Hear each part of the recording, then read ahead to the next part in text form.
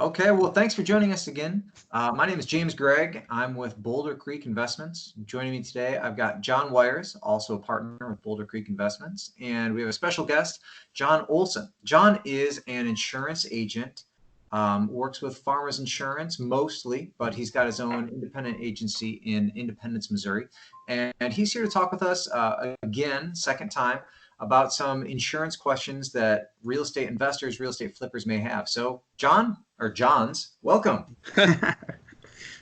Thanks for having me again. Appreciate it. Yeah. I guess you didn't get too tired of us last time, so we're excited to have you again.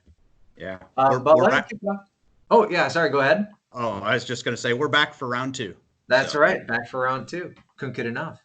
But let me kick it off here. Our first question for you, John, we've got a list of them, so we'll just hit you hard here.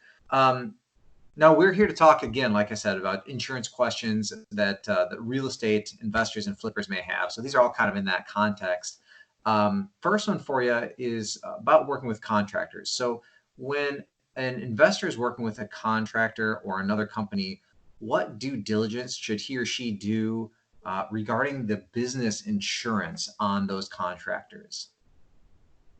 Yeah. That's a great question. And I think it's a lot of things that people don't really take into an account when they hire a contractor. It's kind of like one of the last things that maybe that you do after you've agreed to, the scope of the project and the price and those things. But one of the things that I would definitely recommend from a consumer standpoint and an insurance standpoint is to make sure that you have a certificate of insurance from the contractor. So it's going to have an effective date, an expiration date, who their insurance company is, their policy number. If you did need to file a claim future down the road, versus, trying to get that document from that contractor, like, 3 months later or after something would happen, then that may be a lot harder to get. So it's a lot easier to have that from the get-go before, you sign on the dotted line, before you give them any type of money, whatsoever, depending on the scope of the project. So. Gotcha. And is that something that they can just like text or email over to you, or how does that look? Will they know what you're asking about? Any type of contractor is going to know what a certificate of insurance is. And this is for any type of commercial business. If they don't know what it is, that's probably not a good sign. But just like everybody knows, that you're supposed to have your proof of auto insurance in your car or in your wallet or on your phone somewhere if you get in a car accident. So that is kind of what, that's what that business policy does. So a couple things that I've seen or heard, in the other, real estate investor world is people will have like an old certificate, or they will get the email from the contractor directly. So you'll probably want to do some due diligence, make sure that the, dates on the policy aren't like 2018, so like, well, why don't you have something current? Do you have an active policy? If those policy dates are really close to when you're hiring them, did it just renew, or did they go make up a certificate somewhere? Unfortunately, documents are easy to alter nowadays with very simple computer programs. So it's also probably one extra step further if you get that document straight from the insurance agent themselves. So versus get it from the contractor. Because if they were making, monthly or quarterly payments and they did not make their payment, the policy was not enforced. No insurance agent that's, worth 2 cents or willing to risk their license is going to, send a document out to somebody that, it's not an active insurance policy. So, but a contractor may have an old one, or they may have something else where they could either print it off or email you straight from the contractor. So. Okay. Did you say it was the best policy to have the contractor keep the investor updated as far as renewal, or would the agent do it maybe after initial contact? So. Or is there a good way to even do that? It's going to depend on how large that project is. that contractor is doing, if they're doing a lot of little projects or if they're doing like one big project that happened to be, you know, around a renewal date of when their policy came up. So, you know, there's different things that you can do as an investor. You can also list them as an additional insured on a contractor's policy, which is another level. Some companies will provide that for free. Other insurance carriers will charge the contractor $100 to do it. So that may be something that, you know, a contractor may balk at, but that may be something that you want to do for, you know, a larger project, not something that's going to take 3 or 4 weeks. But if it's going to take 6 months or longer, then maybe you want to do, you know, something as that, just to protect the investor, make sure the policy, you know, stays up to date and those type of things. Because when you're an additional insured, you actually get a copy of the policy as well. So not just a one-page certificate or an email from the contractor and or insurance agent. So. And will you have the ability for the insurer to send you an email or letter saying, hey, if the policy is expired, please renew type thing?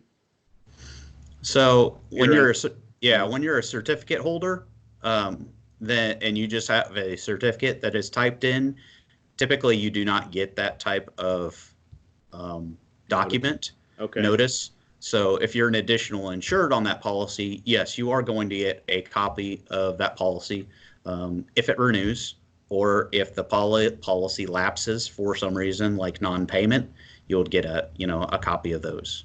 So but like I said, the best way to have that is to get the documentation straight from the insurance agent, or if you get it from the contractor, you know, the agent's name is on there as well.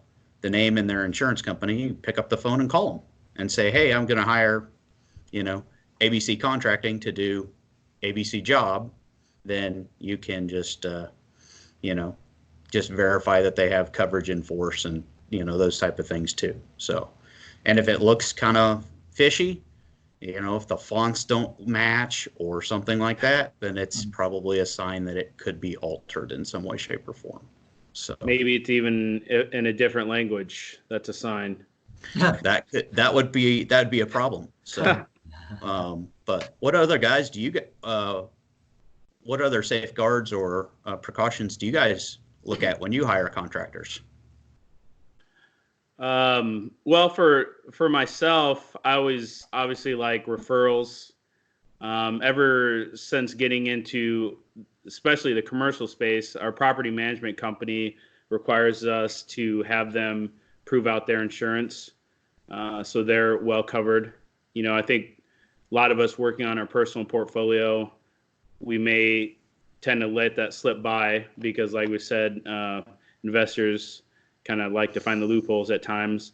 Working on a larger scale, we definitely like to have all the contractors have insurance. And it's a good tip that you mentioned to go, you know, directly to the agent or to be listed on the policy, because that'll keep us on notice. But just coming back to it, I would definitely say it's referrals from other investors, past work, feedback online. Nowadays, it's really nice to go back to Google or Facebook and see those reviews versus the section in their web page that says, you know, check out all the comments from our happy clients, which tend to be questionable. I think also if you're looking at contractors, one thing that I like to do, but it's not always available, is go see their work, go see a job site. You know, like if they're a decent contractor, they probably have 1 or 2 things going. Maybe you could go drive by, check it out. Even if you're an announcer, on an outsider, no, but like, is it clean? Is it messy? Are there people there? Like I've had some contractors that like just had one dude on the job and he was kind of there, you know, a few hours a day. But I was like, this is my money. Let's go. So just like the quality of work and what the job site looks like as well is another thing that I like to look into. Mm-hmm. Yeah, that's a great thing. Yeah, if you can get the references or current jobs. Yeah, I think that's a great.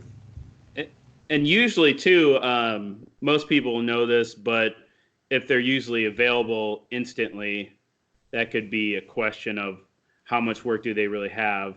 Most of the contractors we talk to are out 3 weeks or a couple weeks at least. So they're busy on jobs, meaning they actually get the work.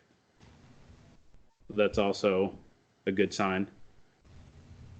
So as far as the as far as once you've accepted a contractor and they start doing work and everything like that, we hope the process goes well and they do a good job. But in times where they may have an issue, can you tell us what we might be able to make a claim on, and then also how that process would work if we were to file a claim?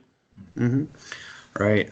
Yeah, as I mentioned just a second ago, it's always easier to have that documentation, from that contractor to know their, who their company is with, the policy number, that it's effective and all that stuff before a scenario would arise.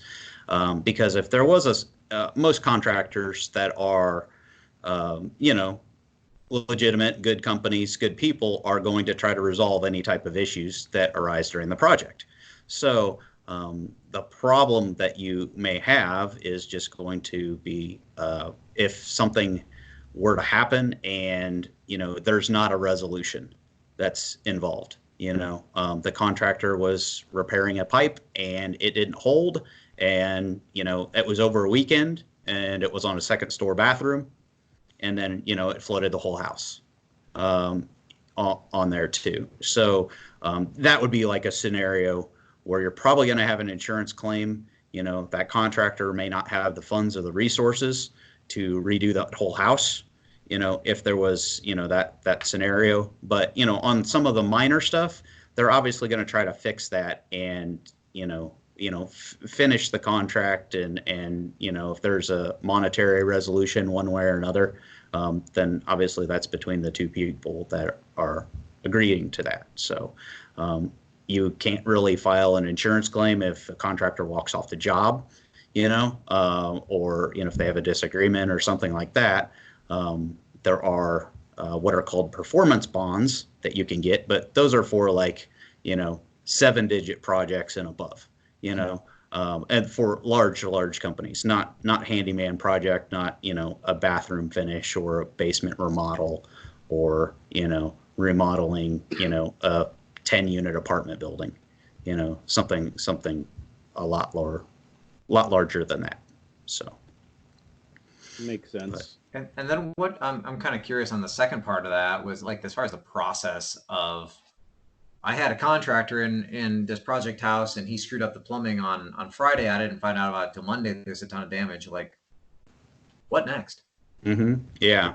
So probably you're obviously going to want to, call the contractor, have them, look at it first, obviously shut the water off, figure out, how large is this scope of things? If you know anything about water, if it runs for 3 days, that's not good. If it runs for 2 or 3 hours, it's not good. It doesn't take long to cause a ton of damage with water. So, and then at that point, you're going to, have a conversation with him and say, hey, he's like, it's going to be X number of dollars of damage to probably fix all this. If they're a big enough company to absorb that type of work or to fix it and to make it right, then you can go from there. If for some reason it's, Chuck in a truck and he's just, not able to do that or doesn't want to do it, then you as the customer, as the client, can call the insurance company. And if you've done your due diligence and you have their insurance company information, you can call that company directly. Just go on Google, type in the insurance company. Everywhere is going to have a claims number, probably 24/7, and then you can start that, going forward. So one of the things before an insurance company is going to look at anything, they're going to want to talk to the insured, the client as well, the contractor, to make sure that it's like a legitimate thing. So, it's best not to ruffle too many feathers or be, amiable about the situation, as much as it is a business, obviously, decision and transaction. Mm-hmm. But they're going to want to validate from, the client that they did do something negligent, that they just didn't, something just didn't happen randomly. So okay. before the insurance company pays anything, because they're just not going to pay anything just because, the investor says they should. Mm-hmm. So. And just to clarify too, we really urge people to definitely try to work things out with the contractor before, try to bring in insurance and also possibly an attorney, because that's when things can get expensive. And usually the other side doesn't want that either. They'll work with you to fix the mistakes and whatnot, but from what John's talking about, it sounds like it's mostly physical damage to where the insurance would come in that they caused. Right. Large levels of physical damage. So. Okay. Gotcha. And then kind of going off of this topic too, our next question sort of dovetails in here. What coverage should a contractor have? Should we be looking for, for that type of scenario or whatever else you've come across? Mm-hmm. Yeah, there should be. You can usually tell from like a certificate of insurance, what type of business they're running, which type of contractor they're running. Liability is obviously the huge part, physical, if somebody's hurt or property is damaged because of something that contractor did. So, in the water scenario, let's say it hits a loose electrical line and, somebody gets electrocuted, we can come up with all kinds of crazy scenarios that aren't like landing a man on the moon or anything like that, but there are things that you could legitimately see something happen on a construction site. So, especially, so those are the type of things, the liability. You could also do your due diligence to make sure that they are insured if you have a question for the type of work that they are doing. If they say handyman service, but you're asking them to, build a second story on a house, that may be a little beyond the scope of what they technically are insured for. That could be an interesting scenario in a claims if there was something to arise on there. So just kind of do your due diligence. If you have a question, the insurance agent's name is on that certificate, just like the insurance agent name or the insurance company is on your, auto insurance certificate that you carry in your car that you drive around every day. So. And with that scenario, I'm just kind of curious, would that be like a dollar figure? So like Joe's Handyman Services insured up to $10,000, but I had him doing a $50,000 addition, or is it maybe a little bit more specific? Joe's Handyman Services only for handyman type projects, or how does that get, I guess, quantified or qualified or whatever? Yeah. So when I talk to a contractor that is needing insurance coverage, there's a list of questions that we ask. What kind of projects are you doing? What are the scope of your projects? What are like your 5 most recent projects that you've completed? Are you doing handyman stuff? Yeah. Are you hanging a ceiling fan? Or are you, fixing a window that doesn't quite shut right? Or a door, replacing a screen door, things like that. Or are you doing more serious stuff? Like, are you tearing out a whole kitchen and putting in brand new countertops, plumbing, rerunning plumbing, countertops, cabinets, bathrooms, kitchens, decks, whatever, those type of things. Building a whole new, home from the foundation up. What's the scope of what you do? So, most insurance companies are probably going to cover those things, even if they're beyond the scope, but it can just raise some potential red flags. So, that was you're hiring. That was actually part of my question. What you said there at the end, if you were caught in a situation where your contractor didn't have that specific type of insurance, you still could be covered? Possibly? Yeah, potentially. Okay. Yeah. Insurance companies will cover a lot of things on like a goodwill thing.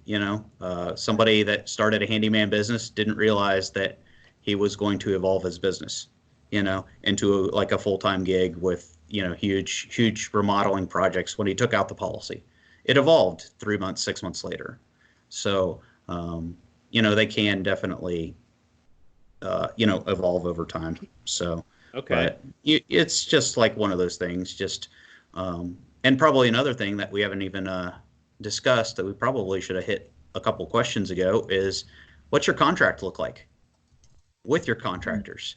Is it really vague? Is it handwritten? Is it typed out? Does it have line items? A, B, C, D, E, F, G? Those type of things. So is it a handshake?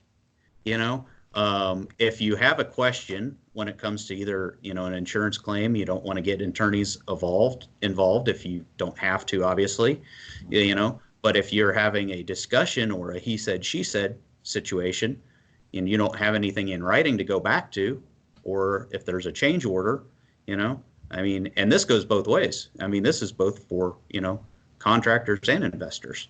So, Right. because there's people that, and even just, the general consumer, like, hey, I want this done. And then halfway through the project, I want to add 4 more things to you, while I got it all torn apart. So, well, that doesn't come for free. So a contractor, needs to price out those items and, add those to the bid and get the customer to sign off on it. Otherwise, they may or may not get paid on it. Mm-hmm. So, there's people, unfortunately, that can be burned on both sides of the equation. So, makes sense. Unfortunately. So I have actually one more question to wrap it up that may have been better for the previous session, but let's say that you had to make a claim on a contractor versus hail versus fire. Can you give me the weight of those claims on your policy? Is one better than the other? Is one not as that? Will one raise your premium over the other? Can you touch upon that real quick? Yeah. So there's several different questions in there too. But if you have a claim, if you're and this single family investor or multiple family investor, and you have a claim on your particular property, generally speaking, like the wind and hail claims are the weather related. Lightning strikes are going to be less of an effect on your premiums going forward. Like a liability claim, if somebody like tripped and fell on some ice, or if there was a fire due to whatever reason, electrical fire or a candle or space heater, anything like that, those can definitely be insurance problems in the future. They may be covered for you now, but insurance problems in the future cause like higher rates, cancellations, non-renewals, things of that nature. So from an investor standpoint, if you were to file a claim, let's say you did not have the contractor's information, but they legitimately did something, you have, pictures, videos, documents of the something they did that completely caused damage. Not just, hey, look at this breaker box, it was wired wrong. Oh, look at this breaker box, it was wired down and it burned down overnight. Type situation. So if you have that, you could probably have you're going to have coverage on your property policy, but your insurance company, whoever you choose to use, is going to get some documentation and go after that contractor, as far as their liability policy. So if you haven't gotten that already, like I said, it's always easier to get it, firsthand than after the fact. So, in a business transaction, it's easier. So, and most contractors are going to understand this. If they really take offense to it, or if they don't have it right away, something of that's probably a red flag that may not be something that they carry all the time. So, you can use your best judgment. So. Yep. Nothing's for free, so I always tell people definitely try to work it out as best as you can before taking it to the next level. Yeah. No kidding. Sure. Okay. Cool. Well, with that, I think that was kind of the end of our questioning. John Wires, did you have anything else that you want to add or ask before we wrap it up here? No, I think that summed up pretty good. Obviously, there's a lot of topics we can talk about. I just want to say thanks to Jon for taking his time, educating No all of kidding. us and the community, because things constantly change, and these are a lot of basic questions that a lot of investors have. So appreciate it. Yeah. Sure. Yeah, thanks, John. Thanks for sharing the wisdom. I think there are a lot of great tidbits in there for someone who's just getting started or someone who's been in the business for a long time. So Hmm. I guess with that, unless Yeah. John, you have anything to add, So, any other last minute tidbits, advice before we wrap up? yeah, not. I mean, each situation, as we talked, is a lot dependent. So, I mean, if you have a tricky situation, feel free to reach out to me. You can find me on, Facebook or LinkedIn. You can call the office, 816-795-5977. Shoot me an email. I'll let you guys probably link to that in the notes down there. It'd be just easier to do that with people. So we have Jon with an H and Jon without an H here on this show. So we're trying to confuse all your listeners out there. So Perfect. Awesome. Well, John, thanks so much then again. For all the listeners and viewers, we will link Jon Olson's contact information down in the description below. So if you want to get in touch with him, that will be available to you there. Otherwise, with that, we'll wrap it up from here. So thanks, guys. Thanks. thanks, guys.